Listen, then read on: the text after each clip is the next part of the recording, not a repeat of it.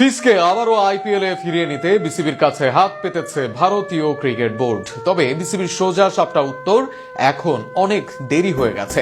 ভারত মাথা নত করলেও নিজেদের সিদ্ধান্তে অনড় বিসিবি। মুস্তাফিজকে আর আইপিএল এ দেওয়া হবে না।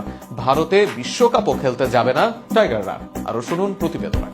কয়েকদিন আগে ভারত বাংলাদেশকে রাষ্ট্রীয় নিরাপত্তা দিতে চেয়েছিল, আর এবার নাকি ফিসকে আবার আইপিএল এ ফিরিয়ে নিতে চাইল ভারতীয় ক্রিকেট বোর্ড। তবে তাতেও মন গলেনি বাংলাদেশের। আইপিএল থেকে হঠাৎ করে মুস্তাফিজকে বাদ দেওয়ার পর বাংলাদেশ ক্রিকেট বোর্ড যে অনড় অবস্থান নেয়, তাতে চাপে পড়ে যায় ভারতীয় ক্রিকেট বোর্ড।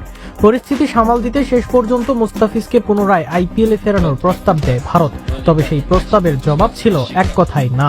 জানা যায়, মুস্তাফিজকে আবার আইপিএল এ খেলার সুযোগ দেওয়ার বিনিময়ে ভারতে অনুষ্ঠিতব্য বিশ্বকাপে বাংলাদেশের অংশগ্রহণের বিষয়টি সামনে আনে বিসিসিআই। কিন্তু বিসিবি শুরু থেকেই জানিয়ে দেয়, বিষয়টি আর আলোচনার পর্যায়ে নেই। বোর্ড স্পষ্ট করে বলে, কোনো পরিস্থিতিতেই বাংলাদেশ দল ভারতে বিশ্বকাপ খেলতে যাবে না।